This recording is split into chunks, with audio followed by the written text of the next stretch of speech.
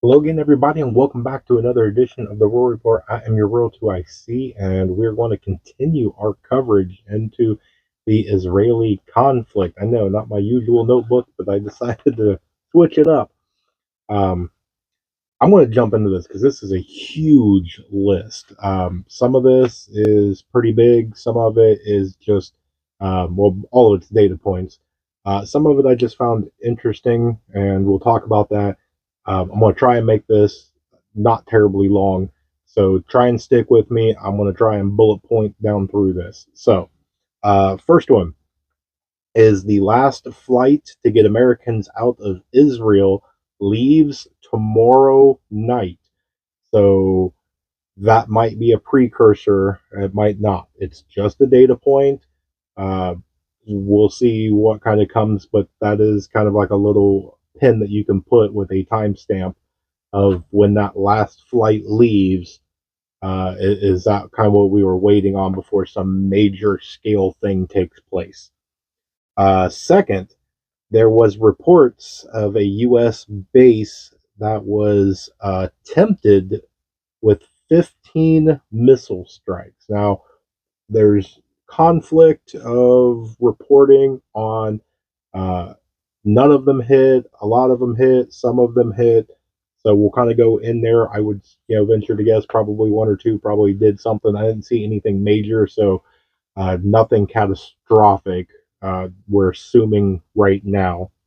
Now, there is a lot of chatter that I have been seeing throughout last night and this morning of a lot of rumors of and I'm going to hope to pronounce this right, the Erbil, we'll go with Erbil, uh, base in Iraq is, there's a lot of chatter about doing some sort of an attack or some sort of an event there. So, again, it's just a rumor, but it's something that I'm going to keep my eye on to see if anything comes out of that. Now, in yesterday's video, we talked about the cyber attacks, and it has come out that the cyber Avengers hacked 10 water treatment facility plants in Israel. Now, that's pretty big. So, we'll see if that's all they do or what they do with it now that they have gained access. As far as I have seen in the reports, they continue to still hold those. Israel has not been able to kind of take that back. So, interesting data point there. We'll keep and monitor that one. Next, the leader of Hezbollah has been scheduled to give a speech on Friday. Now, a lot of the chatter about this is that this is supposedly unprecedented. So, apparently, this person that's speaking, which I'm not good with all the names, made one speech prior to all this going on or just at the beginning. And we haven't, I guess, heard a lot from him, but now they're supposed to be making this speech on Friday. So I'll be curious to see what comes out of that. Again, bullet point. Next, the German defense minister said in a report that the German army and its society must become ready for war. And deeper into it, he said a large scale war in Europe. So whether that is the Russia-Ukraine thing or what's going on in the Middle East with Israel and all that, uh, I didn't see anything into the article on what he was alluding to, but they are modernizing and scaling some things up. Germany is pretty much the biggest military in Europe, as far as to my knowledge. So if they are ramping their people up, then there might be something to that. It's one of them ones. Just keep an eyeball on.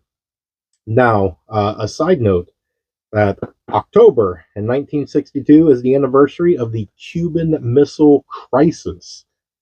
Now, if what everything that's going on doesn't kind of, if you're old enough, give you a little bit of that reminiscence of the Cuban Missile Crisis, we're not quite to the kids in schools getting underneath the desks and putting a book over like that, um, but we might be getting kind of close to that. So just thought I'd throw that in there. Moving on, more than 50 warships from 11 different countries are in the waters of either the Mediterranean or the Red Sea. This is the first time this has happened since 1945. So, again, for all those naysayers that, oh, you're just dooming, nothing's going to happen, blah, blah, uh, I don't know what you want. I mean, this is unprecedented stuff that's going on right now. We're in kind of semi uncharted, newish territory. Yes, the Israeli Hamas thing has been going on for, quite a while, for decades, really. But this is different. This is not the normal conflict that goes on. So uh, to pull this amount of forces into one concentrated area on a map, it just gives you the feeling that the status quo is broken, and we're not going back to that. So again, just a data point, nothing to be, overly freaked out about, or do anything wild and crazy, but it's bullet points to keep in mind. Moving on, Iran has released a video showing a mobile missile launcher launching a missile with the threat that said missile in that video can take out American aircraft carriers. Whether that's true or not, I don't know. I don't know anything about their missile or anything along those lines. Um, that's a pretty bold statement to say. Um, I don't know. I have a hard time believing that that's true, but then again, I don't know much about their arsenal or anything along those lines. So data point again, words are just words until there's an action behind it. So we'll just chalk this up as the big dog on the porch barking to get some attention until something happens. Uh, I wanted to throw this in here. So North Korean leader had to get his limelight in of Kim Jong Un has come out and has been quoted saying, "Japan no longer needs to be on the map." Interesting that he says that. So now you have one conflict up here, the Russia and Ukraine. Now you have another conflict down here with Israel and Hamas.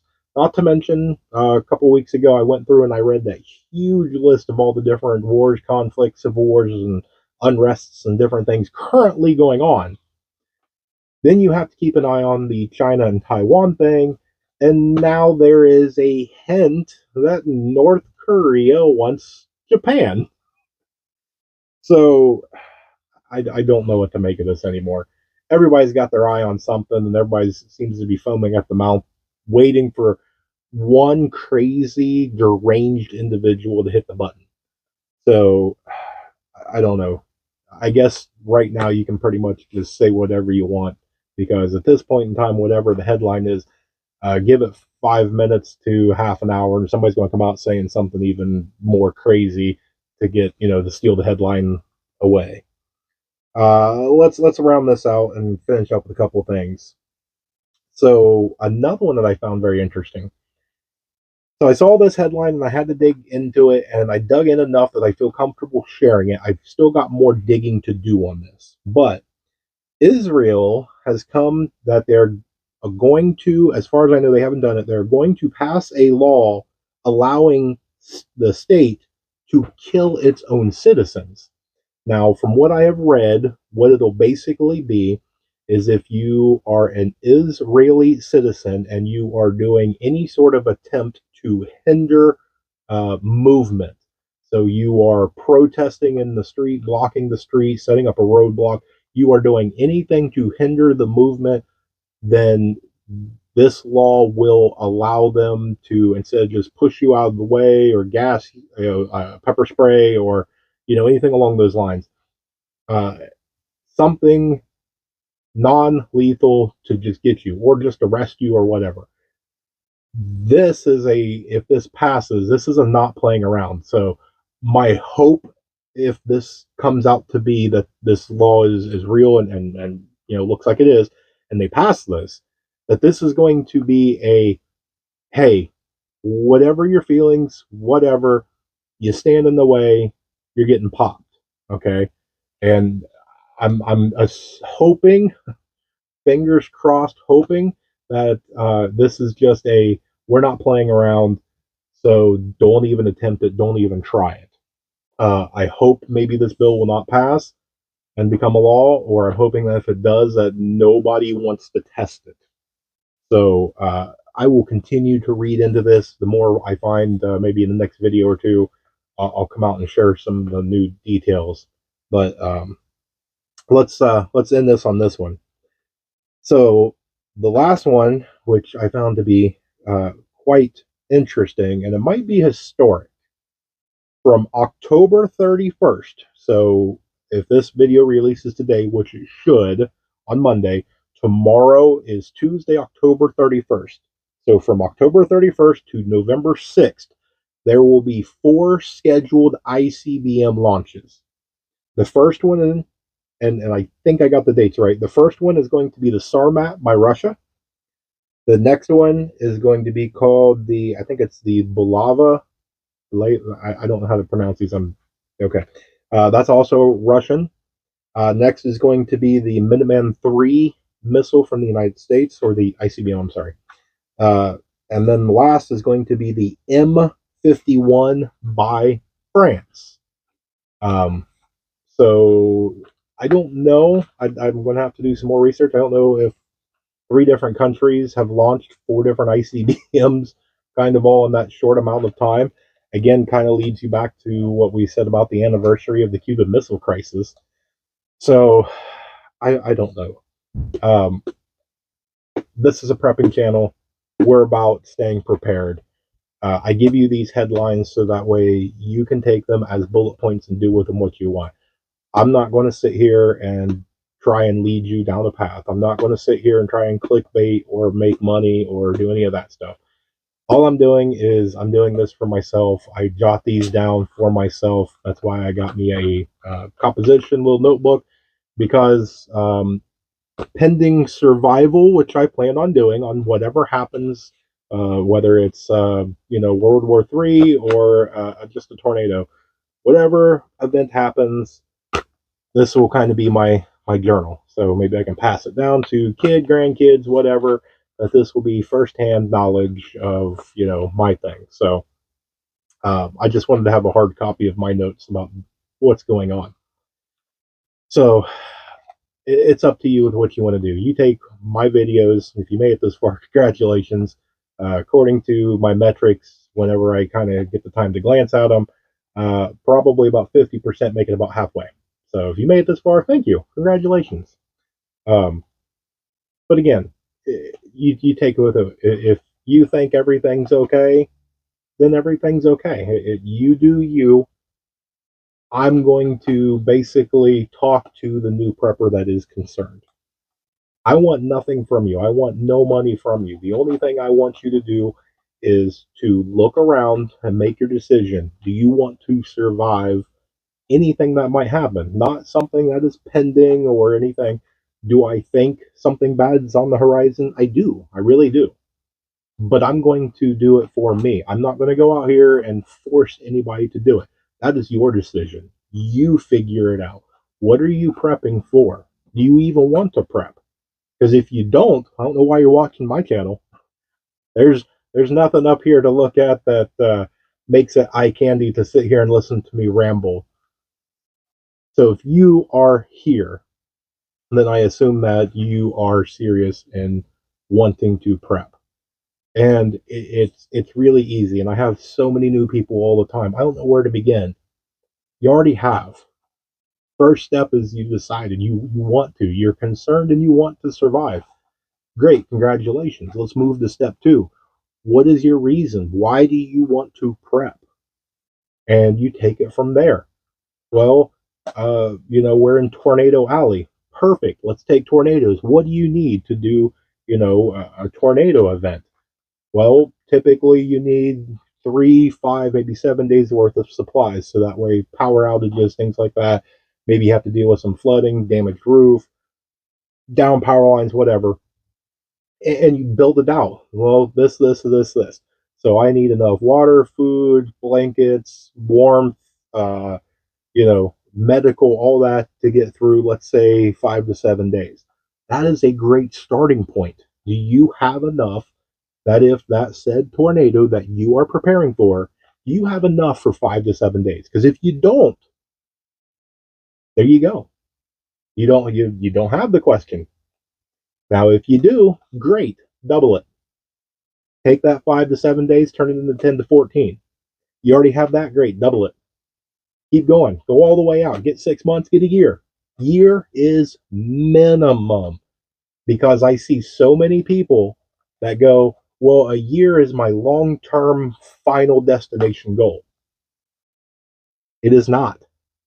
A year is an absolute bare minimum, because if you get lucky to where an event happens, and it happens during the springtime where you've got all of your food into the ground and you have all your preps and you have all your stuff going, and the event happens, then you can eat a little bit of what you got, eat a little bit of your harvest, take your harvest and can it, so you can do your preps and a little bit of your can over winter. So that way, by the time spring comes around, you have the seeds and everything that you can replant, and you can formulate your plan on how you're getting more water and material and supplies and other, things that you're going to need.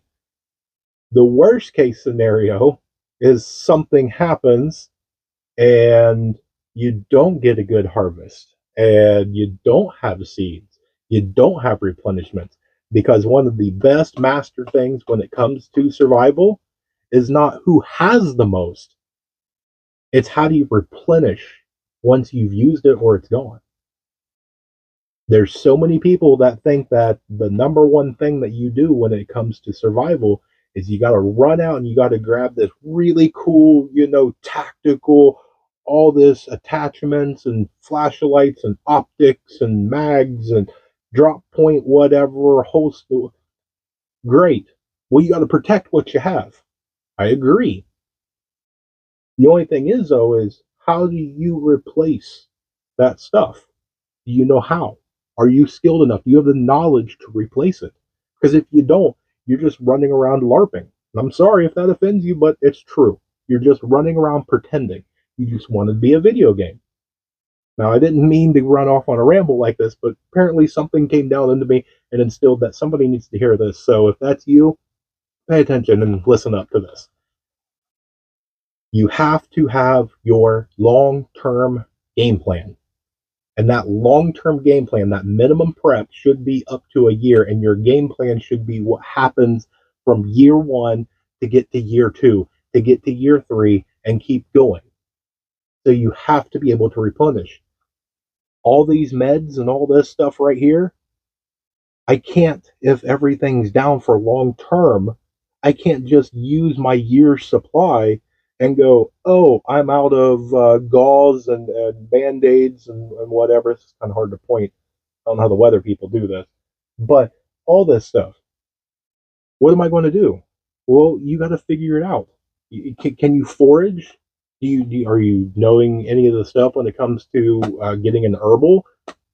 Nature provides. You can go and you can get medicinal plant-based different things for a toothache or a headache. You can get things from the earth that'll help you brush your teeth and get clean. You know how to do that. If you don't, now's a great time to learn. And if you just suddenly listen to me say that and went, uh-oh, what are you talking about? Write it down. There's your homework. Go figure it out. We'll do some videos. I'll do everything I can to help you. But I can only help those that want the help. If you don't want the help, flip to the next one, move on. It's okay. There's thousands and thousands of channels here on YouTube. If you don't like it, there's plenty of people that come to this channel and come for me to hear what I've got to say and to learn. And for that, I am thankful. So if that is you, thank you. From me to you. Now, I'll do everything I can here in the future. We're going to continue to do more videos and more prepping stuff. So stay tuned with that. I've got some fun things planned. So I've rambled enough. I've taken up a bunch of your time. I'm sorry. More information to come. Remember, folks, remain united during all these crazy times because we're all prepping in this together.